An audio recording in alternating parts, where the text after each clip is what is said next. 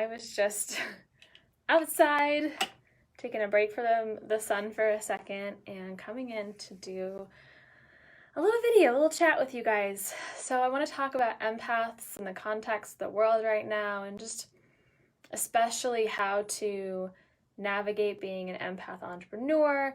And these are just a few things that I've noticed as an empath entrepreneur, as even just this. I think this is going to benefit anybody, regardless of whether you have a business or not. But just noticing that the energy of the collective and the energy that's coming up right now, and what we've all been going through, especially the last several months and this year. So I was outside and laying in the sun for a little bit and just reflecting on what are some of the themes that have come up for me recently and what I feel inspired to share with all of you. So, how are you guys doing? My hair is pretty wild right now, but it's just gonna be this way. This is my laying out in a bikini. I have a bikini underneath this. This is my, Sarah needs to get outside and be in nature day, and I started to get a little hot, and I was like, I'm gonna go inside and I'm gonna do a live video. Carly says the energy has been so intense. It has. It's been so intense. So intense. And it can feel like a lot to navigate when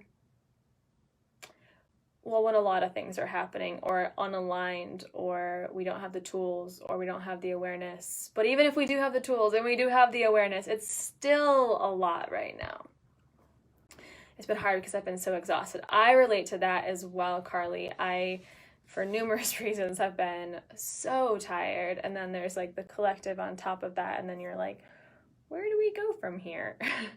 Carrie says she's also very tired, had weird, vivid, so interesting, weird, vivid dreams last night. I had weird, vivid dreams last night. I slept so bad. And I taught yoga this morning, and I just woke up and I was like, did I even sleep? What was that? Okay, so here are a few things. I think I've got, 6 or 7 things I just took some, a sticky note. I put a couple bullet points so I could sort of stay on track. And the first thing is, I put a post out this morning and yesterday, depends on where you saw it, on Facebook or Instagram, but a version of it went out on Instagram and a version of it was posted inside this group, and it was on empath exhaustion. So this seems very relatable to a lot of you who are live with me right now, where you're saying, I've been so exhausted. It's been so draining. It's been so intense. I'm not getting work done. It's so frustrating. So I'm curious, do you guys understand why that might be happening right now? What is your insight into why there is so much exhaustion? So for me, I look at it from the 3D plane and I go, okay, right now, the last couple days, I've just started detoxing the chemotherapy out of my body. So my body is just working so hard to pull the chemotherapy, bind it and pull it and flush it out of my system. I know my kidneys are working hard, my liver's working hard. So on the 3D level, I'm like, okay, so yeah, that's why I'm so tired. But there's also looking at it from a higher dimensional perspective, like a 5D level. And on the 5D, I go, okay, so why am I so tired? The 5D isn't because I'm detoxing chemotherapy. The 5D is because there are so many emotions floating around in the quantum field right now. And I am latching on to some of them. Some of them are growing within me. I'm amplifying some of them out that aren't even mine. That's part of it. And then that's exhausting because I'm holding on to that energy. I did groceries yesterday and it felt like I was hit with a train of everyone else's emotions. That's another part of it. I'm glad you brought that up, Carrie, because part of it is also, especially if you were working from home and didn't have a job that required you to still go into the office every day during quarantine and things are opening back up, right? And so our energy was getting more acclimated and accustomed to that isolation, that as a whole, long term is not healthy for us, but as empaths, it might have felt like a really good sigh of relief and to be able to be well with ourselves. Now all of a sudden we're going outside and we're around all these energies, and it's a little disorienting, because it was like maybe before you were a little more acclimated and accustomed to having to navigate the world. All of a sudden you were at home for 2 or 3 months, and now you're going back out and going, wait, how do I do this again? How do I be a human in the context of the world and just like everything that you're feeling and being around all those energies? So that's so normal. Carly says, I just assumed it was because it was so overwhelming with all the energy and new energy coming in. There's a lot of planetary things also happening right now. So if we look, okay, 3D, I know I'm tired because of this. 5D, I look at the collective, I look at the quantum field and what's happening in the quantum field. Okay, so that makes sense. But then I also look on the like astrological planetary level, and I see that there's a lot happening there as well. And all of that compounds, they compound each other, so that at the end of the day, you might not even be able to decipher what the subtle like codes and frequencies of each of those things are. And instead you're just like, I'm fucking tired. All I know is I'm exhausted. It's probably a little bit of all those things, but it's just so compounded that it can be hard to sort through it. Okay, so why does empath exhaustion happen? I mean, there's a lot of reasons. A lot of them have to do with the different compounding layers of the different dimensional types of exhaustion, as well as whatever is happening planetarily. That's not my expertise, but I'm sure you can figure out what is happening if you go to like Moon Omens or like an Instagram that reports on that on a daily basis. So what also happens as empaths is when we start to feel all of these different levels of exhaustion. So we feel the exhaustion that makes sense, we feel the exhaustion that doesn't make sense, we feel the exhaustion that hits us out of nowhere, and you're like, how is that even possible? Why did that happen? When we feel all these different layers, it affects us on a physical level. So even if it's coming from an energetic level, it still affects us on a physical level, like bad sleep. Like your brain is so busy with the world's stuff compounded on top of your stuff, compounded out on top of like the conscious and unconscious stuff of yours, that now you're having all these dreams and it's affecting your sleep, which we know then not getting good sleep is one of the worst things we can do for our physical health. And this was the original bridge that I started to build in my business, and really why Autoimmune Tribe was then rebranded into the Uncensored Empath, is because I saw so many people with autoimmune disease who are empaths, and I saw, and vice versa. I think sometimes we start here and we go there, and sometimes we start here and we go there. It can go both ways, which one, chicken before the egg kind of conversation. But regardless, there is so much overlap in chronic illness, autoimmune disease, and being an empath. And it makes so much sense, because we sponge up these things, and the energy of the world is overwhelming. It creates anxiety, it creates bad sleep, it creates adrenal fatigue, it creates overwhelm, it creates that constant circulation of thoughts that have then very, very direct 3D results in our physical world. So even though that's not something like that your doctor's necessarily going to be telling you or educating you on, it makes perfect sense in the energy world on why there would be overlap between autoimmune disease, chronic illness, and empaths. And at the same time, the same people, empaths with chronic illness, the highly sensitives of the world, are also the people who want to change and heal the world. And part of it may be because you feel so deeply and you're like, I feel so much and I want so much to change. I'm inspired to initiate and create or be part of or build or oversee the change of the world, because you can feel into it. Because you're also ideally suited to empathize with the world and to, depending on your human design type, whatever role you're going to play within that. So as we zoom out, we look at the empath and the autoimmune overlap, and then within it all is wanting to be a change maker. Not only do we feel and are we ideally suited because we feel so deeply, and we can We can help people identify their blind spots because we feel so deeply. It makes us great coaches. But outside of that, there's also this desire for like to take everything that you've been through, to take all of the shit that you have been through, and to make something out of it. Because it's probably been hard, and you have had your whole fair share, more than your fair share of challenges with chronic illness, with autoimmune disease, as a highly sensitive, with sensory processing disorder, with even mental health struggles, partially because of being an empath or because of chronic illness, and the grief that comes along with that, and like shedding layers of yourself and who you used to be. There's so much complexity there. And so likely you also go, okay, here's the more than my fair share of shit that I've been through. How do I transform this? And oftentimes we transform that by sharing our story and by putting our story out into the world, and by being a change maker, by being a visionary, by being a leader, by being an empath healer,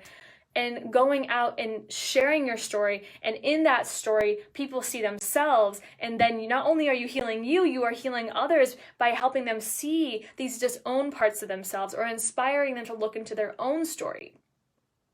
So there's a very natural progression here that has really become my business, as I take people on this journey. I take them on this journey of whatever the shit is, the challenging, sticky, edgy, hard parts of life that then have created this very high sensitivity within you, this very strong innate like an intuition as well, because you've needed that intuition. You've needed to come home to your body to be able to get through that stuff. And then you go, okay, I want to do something with this. And so you put your message and your mission out into the world. You're of service. Your heart wants to be of service to the world. So that is that progression that I've personally been through, and that I also guide my community through. Some people meet me at different steps along the path, but regardless, they meet me somewhere on that path, and I support them.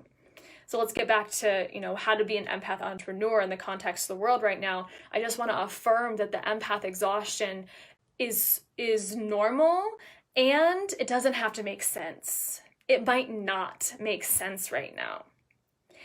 And can you be okay with it not making complete sense? However, you're still feeling it, you're still observing it, you're still taking inventory and being aware of it, and you're not just going to sit in the exhaustion, and instead, as you become more aware of it, you're going to, for example, nourish. Like, you're going to do something. Even if that something is, I need to sit on the couch today. I did that yesterday. My detox symptoms were like so intense. I was like, we went to the realtor's office in the morning with my husband, and I got home and I was like, yeah, I can't do anything today. My whole body is just like, blah. And so sometimes the doing is actually the sitting on the couch. But regardless, as you become more aware of that exhaustion that may be coming through, and you're very, very, very real, like in a real sense, you're feeling that, regardless if it's from the 3D, the 5D, or planetarily, astrologically, then you take aligned action to make sure that you're nurturing yourself. So that's the first thing. I want you guys to practice divine self-care. It's as simple as a salt bath, as complex as like rewiring subconscious beliefs, and there's a whole bunch in between. But regardless, there's an opportunity here to nurture, and to do the inner work and the inner healing and the inner loving, so that then we can go do that little third step I was just building a second ago, and we can share that light. But we have to nurture first. Okay, so that's the first thing. The second thing I want to talk about is resistance. Who's feeling resistance? Is anyone feeling into just resistance to show up, resistance to take action, resistance to make change? What are you feeling resistance to if you are feeling resistance? I'm also going to catch up on comments. Carrie says, had I known so many people were going to have been let into the bill, oh, you're talking about your grocery shop. They just started releasing restrictions and I would have attempted to ward myself. Yeah. Kristen says, and I've learned that it's perfect to honor your body and yourself in that moment when you need it most. Yes. And sometimes I think about, like, what would I tell my client to do? And can I take my own advice? Because I've been telling my clients left and right, like, it's okay to slow down right now. Put yourself first right now. But am I doing that? And I have to, like, check myself sometimes. Am I doing what I'm telling people to do for themselves? Because my advice is good. Your advice is good. But are you taking it? Nurture. Yeah, so that's the first point. Nurture within this whole context of exhaustion. So let's talk about the resistance, number 2. So where are you feeling resistance? Are you feeling resistance? Once you observe where the resistance is, and sometimes if you're not sure where the resistance is, you can always also ask yourself, where do I feel stuck? What feels stagnant, stuck? What's going, sticky? I use the word sticky a lot. Like a sticky feeling. So you identify where that is. Then lean into it. So it's human nature to back away from it. So, like, ingrained and programmed within us to go, resistance, okay, probably should just go the other way, right? That means that's not for me. Resistance, oh, okay, that door was not supposed to open. I'll try this one. Oh, that one didn't open either. Oh, maybe I'll go over here. We're programmed to avoid the challenge, to avoid anything that threatens our normal, our homeostasis, that could even trigger us into, like, a sympathetic stress state. We go, oh, no, resistance, boop, boop, boop. That must not be meant for me. Do you guys ever notice that in your life? So my invitation for you today is that we get to stop taking resistance so seriously. So black and white. So that door, right? It's like, oh, the door's closed or the door's open, and there's no in between. But when actually there is an in between. It's not just open or closed. So resistance does not always mean that door is closed and you're on the wrong track. Your subconscious definitely wants you to believe that, because in order to continue on this path, it means discomfort, it means change, it means shift, it means looking at a part of yourself that you don't love or you've disowned, or a pattern that hasn't served you, that then requires a different action to change. So the subconscious is not going to love the leaning into resistance. It's just not. But I want you to see that door that feels closed, and that's the analogy for resistance, and go, okay, is this really not meant for me? Or is there just something I need to work through to get to the other side so the door opens up? And oftentimes we discover whether that's not for me, or in the past I would have just turned around and avoided the resistance. Now I'm going to sit here a little bit longer and see if maybe that door starts to crack open, and then I get to be on the other side. And on the other side, I'm sure you've all busted through some sense of resistance in your life somewhere, right? Some block, some challenge, some barrier. I know you have. It's probably been really powerful. And so on the other side is like the greatest celebration, the greatest feeling, the biggest shifts. So we get to practice sitting in this almost like unknown experimental container that our subconscious does not like. But when we sit in it just for a little while, you don't have to spend years there. That's where it's like, okay, maybe you should go a different way. That door might be closed. But if you just sit in it maybe for a couple days, maybe if it's really uncomfortable, just like an hour, and you go, is there something, maybe this door could open if I sat here a little bit longer and I leaned in, and instead of always thinking of resistance as like, oop, not meant for me, bye, we instead And this is where it's hard. And I just want to acknowledge, I get it. Because as an empath, especially, you're going to go, that doesn't feel good. Revert back up this way. This doesn't feel good. Bye-bye. Because we feel so deeply.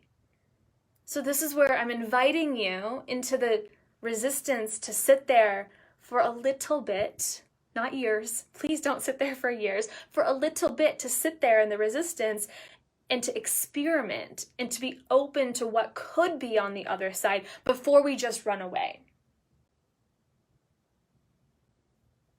An example of this could just be like writing a post. You write out this post and you're like writing it in your full flow, and then you read it back and you're like, whoo, resistance. Maybe that's not the right thing to say. I don't know. Is this really, I don't know. Resistance. Oop, delete. Never going to post that. Never going to post it.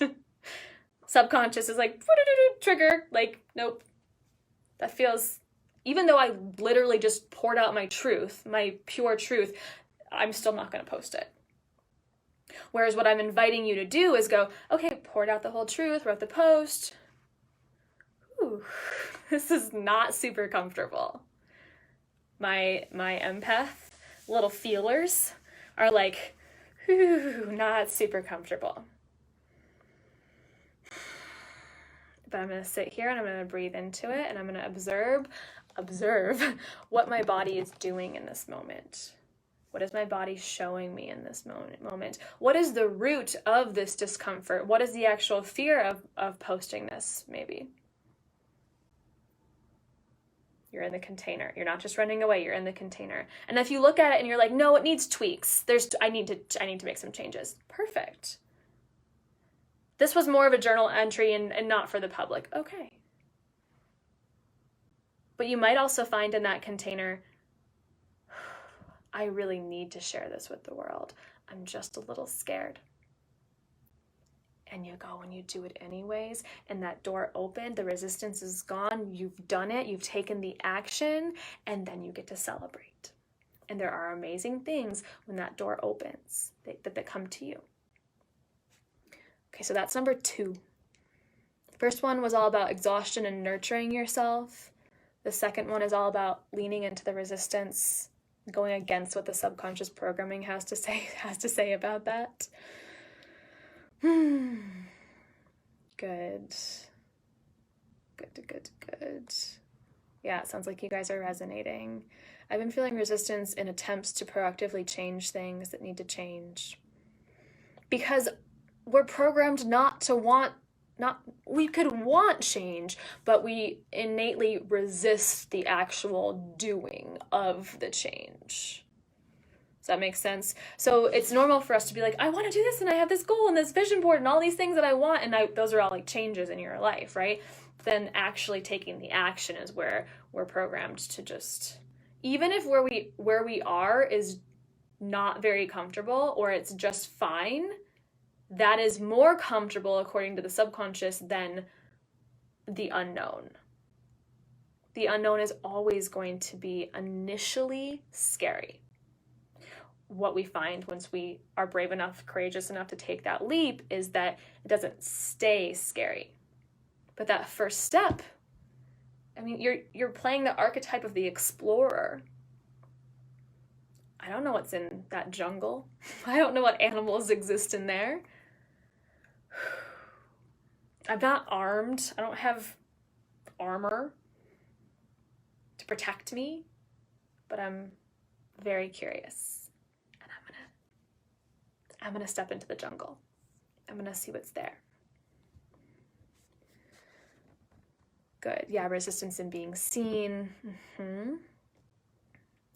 So I feel like that's gonna probably be a lot of people right now. So I want to use your example of how you could take what I just shared and apply the resistance. Is I'm resisting being seen, but wanting to be seen, right? And that's what it's like. I want the change, but I resist the change. So I resist being seen. How could, instead of every time you're like, I want to be seen, I'm going to go live. I want to be seen, I'm going to pitch myself for this podcast. I want to be seen, I'm going to start my own podcast. I want to be seen, I'm going to do this. I'm going to post a picture of myself really close. And then you're like, no, never mind. No, never mind. Ah, that's scary. That's really scary. I don't want to do that. So what I'm inviting you to do is to lean into that resistance. Let's say it's a live stream. Open up the app on your phone, open up the screen before you press live, and just like sit there with yourself for a second. You're probably already going to be nervous. I'm that close. All I gotta do is push the button. What if I fuck it up? What if I say something stupid? What if I burp? What if my hair looks like this? What if they don't think I'm pretty, right? And then you're like, okay. But like, what if I do have, like, I'm really feeling inspired to talk about this thing today. And I have a story I want to share. And what if this could like really help me grow my business? And it could also help me really get comfortable with showing myself and being seen. The resistance is not there to say, in this case, this is the wrong path, turn around. The resistance is there because you care about this a lot. And you do want to be seen, but it's a little scary for many reasons, probably. So you're leaning into the resistance, you're sitting there for a moment, and then, in this case, I would invite you to then go live, to do it, to click, go live. I don't know what the button says. I think it says like go live. It's a red button. You just boop, and you do it. You do it anyways. Okay. Number three. Number three that I've been noticing is that my nose is itchy. There's a lot of hubbub about happiness, especially in the self-help personal development world, right? Striving to be happy. If I could just be happier. I just want to be happy. Happy. There's books on happiness. There's podcasts on happiness. There's blogs on happiness. How to find your happy. The Happiness Project. Find your happiness. What if we just said like, fuck being happy? Where do you feel that? Ooh, does it like stimulate anything within you when I say that? I'm gonna suggest something else, not just fuck being happy. But what I see in empaths is that when we put so much weight into, I'm supposed to be happy. I should be happy. I should be so grateful for everything I have, yet I still feel like shit today. I just must be a horrible, ungrateful person. That doesn't make us feel any happier, does it? And there's a lot happening right now that I'm sure you're picking up on that doesn't make you want to go out and twirl in a field of flowers and be like, I'm so happy, right? So what if we stop putting so much pressure on ourselves to be happy, and instead we changed our emphasis towards fulfillment, deep soul fulfillment. There's already a different texture to that. Can you feel it? If I strive to be fulfilled, that means I can be fulfilled and I can be sad. I can be fulfilled and I can be mad. I can be fulfilled and I can be happy. I can be fulfilled and I can have immense reason to celebrate. I can be fulfilled and I can have anxiety. Like, these things can coexist. The fulfillment is when you have, it helps to have that clarity on your soul's purpose and to be walking in the direction of that soul's purpose. To give yourself 110% permission to have all the emotions, because you're never gonna just be happy all the time. So let's stop putting pressure on ourselves to be happy, be happy, be happy. I've seen this theme in my clients lately where a lot of them have said, like, and they're hesitant to even say it. I can hear it. I can feel it when they do say it. There's still hesitancy. They're like, I felt depressed lately. I feel like I've been in this depressive state, and there's all this judgment around I should be happy. So what if that was okay, that you were super sad? That something was hard and so you let it feel hard or heavy or weighted or sticky or in your body, and you just let it be that, because that's what it is. So I'm not going to put icing on top of it and pretend like it's all fucking happy. And I stopped putting that pressure on myself to icing everything and sprinkles. And instead, I focused on fulfillment. Deep soul fulfillment of my soul's purpose. And in that pathway, in leaning in to fulfillment, I'm going to have a lot of happy moments. But I don't have to have the pressure of it always being one way, because it's not. It's not just going to be one way. So ask yourself, what helps me feel fulfilled? What is fulfilling for you? Because that's also going to provide the clarity on where to focus your attention, where to focus your mind, where to focus your body, and the embodiment of that thing that fulfills you. Okay? Yeah. Maybe we should take the reverse gear out of our brains, right? Like, I kept saying, like, reverse, reverse, reverse, run away from the resistance, right? Our brains are wired to do that, but we can practice rewiring, and we can practice through repetition leaning into the resistance, even leaning into the negative emotion. It's negative because we've assigned it to, that label. But I know for me, like the last couple of weeks, I have had a lot of tears. I sobbed yesterday,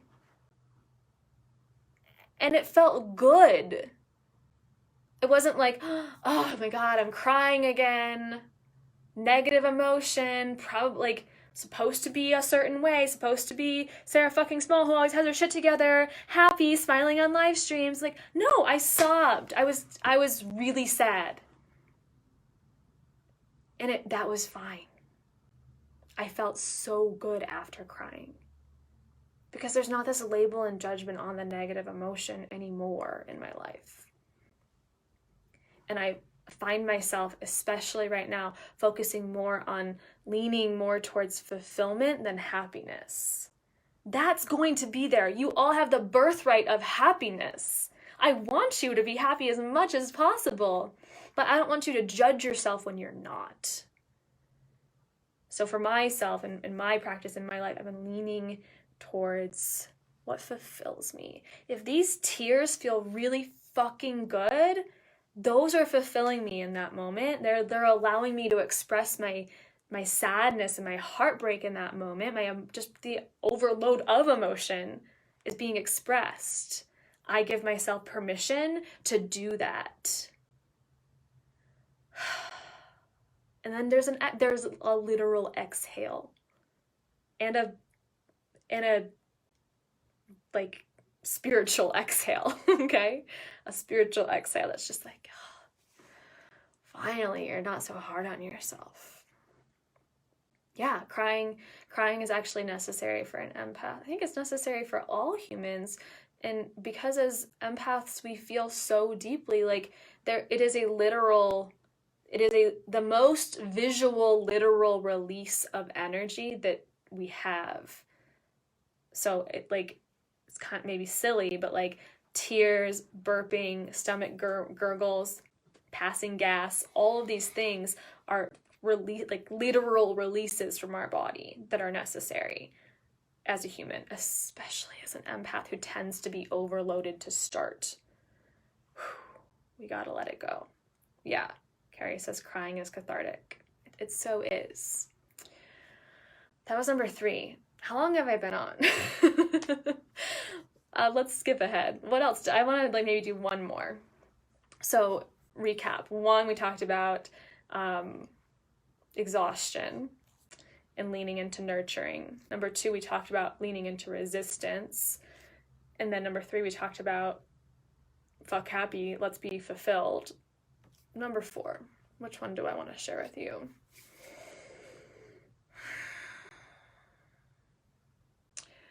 This is something I've said in so many of my programs, but I just want to repeat again and again and again, which is create before you consume. So this is especially important for the empath entrepreneur right now. Create before you consume. And then I'm going to even add a little bonus onto that. So when you consume. And that means listening to podcasts. That means scrolling on your phone. That means reading the blog, listening to the course that you've enrolled in. Like all very supportive things. I'm not telling you not to do them. I'm telling you to listen, like what does your heart want to say and how does your heart feel today, and to check in with yourself. And if you're going to create content in your business, to like start there and then go listen to your podcast and listen to the course you're enrolled in and read the blog and scroll on your phone if you want to do that. So what that does is that allows us to, number one, have the energy to create from our soul before we've just consumed all this stuff. And now we're like, I woke up feeling so energized. Why am I so tired 2 hours later? Well, this is you and being a very damp sponge that needs to be wrung out. And instead, you ask yourself, how do I feel? Do I want to create anything today? If so, what does my soul want to say? What do my people need to hear? What am I feeling inspired to do, to create, to take action on, or just to be, to nurture for myself? There's no right answer. There's no wrong answer. But when we create and then consume, it allows us to ask those questions versus when you ask them at 4 p.m. after you've done all the consuming, it's hard to decipher what the truth is, what your soul's truth is. So I encourage you to create before you consume. And then if you do choose to create on that given day, whatever, like a Facebook post that promoting a program or something, to code it. This is a little ritual. And there's so many ways you can do this. I don't want to overcomplicate it, but you can do this in so many ways. And it's also requires, it's as simple as an intention. You could make a crystal grid, and you could light your sage, and you can do all these things to code your post. Like you're wrapping it up in this golden bubble before you put it out into the world, so that's also being received by the people you want to receive it in the way in which you want them to receive it, getting the results or the conversion into the course that you want to see, capturing someone's attention. So what is your intention, the result that you want this piece of content to have? And then it's as simple as imagining it being wrapped up in this golden light, breathing into it the intention, the result you want it to have, the desired outcome, and then putting it out into the world. One of those intentions could also be that because, think of every post you put out into the world as like an extension of your body. So I think it was Carrie who was saying that she went to the grocery store and it was really overwhelming, right? So it's like this piece of content is going to the grocery store, but instead of 20 people in the grocery store, maybe it's 1,000 people on Instagram or 500 people on Facebook are interacting with this. Have you guys ever considered this? Every interaction of your energy that's encoded into the post, and then the person who engages with it, whether they just scroll past it, whether they like it, whether they comment it, or they read the whole thing or whatever, they share it, they repost it. There's all these little pings of exchanges of energy. So part of the coding can also be I wrap this post up in this golden light and I'm breathing my intention into it, and I also protect it so that I don't have to feel every little ping of people interacting with it. I don't have to feel all those little interactions. I'm putting up the semi-permeable shell. Semi-permeable because maybe I do want to feel the little parts where that like someone reads it and they get so inspired and you're like, ooh, I kind of want to feel that. But let's say it triggers somebody and you're like, I don't really want to feel, I don't have the capacity to feel that today. So you can set the intention, you can add some protection to it, and you can put it out into the world, and it's going to be most authentic to you when you create before you consume. Are there days when I I mess that up? Yeah, yes.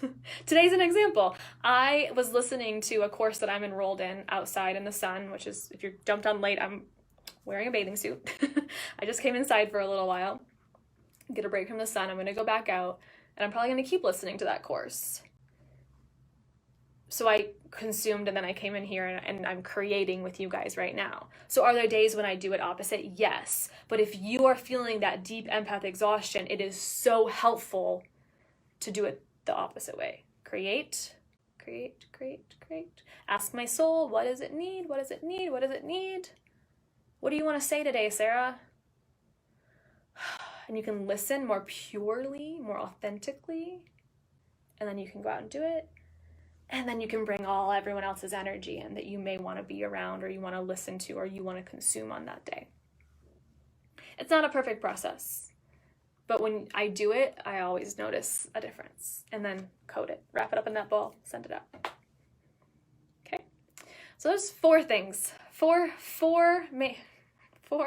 major themes I'm seeing in the collective right now, with clients right now. And I hope that supports you in navigating this time and being an empath in the context of the world, even if it's just validation that what you're feeling is okay. It's okay. It's okay. Can you feel that right now? It's okay. Bring your hands to your heart. Whatever you're feeling right now is okay. I receive it, I receive it, I receive it, I receive it. Okay?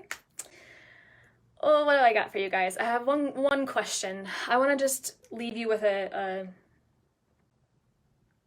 opportunity for you to check in by asking you, how are you going to now choose to show up as an empath entrepreneur in the world today? Right now, this week, you can put whatever timeline you want on it. How are you going to choose to show up as an empath entrepreneur right now, especially after hearing everything we just talked about? How will you choose to show up? Okay.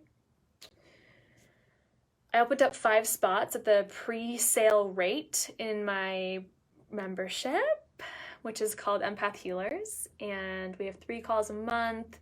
We've already done numerous trainings that you'll get access to immediately. We have breath work coming up this week, which is just going to be so transformational. This membership is like the healing for the healers of the world. And honestly, it's everything I wish that I wish I had this container to just do the inner work as I was growing my outer world in my business. Because through the last 3.5, almost 4 years, I've noticed that every time I've paused to reflect internally is where I see then that the results externally. And the fun part is, even though we're focusing on the inner work as an empath healer, is you still get access to me in our group coaching calls to ask about the strategy and the launching and whatever external stuff you might have questions on. So it's like having me as your business coach, your very holistic business coach. And I'm not taking any more one-on-one clients right now, so this is your way to get into that container and to be supported if that feels aligned for you. I opened up 5 spots, again, at the pre-sale rate, because there's still no sales page. So that pre-sale rate was a 24-hour thing last month.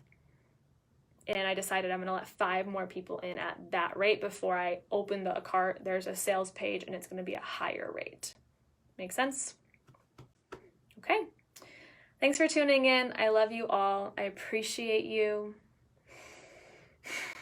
Go take care of yourself today. Go nurture yourself. Go lean into the resistance. Ask questions. How are you going to show up? How are you going to choose to show up in the world? Love you.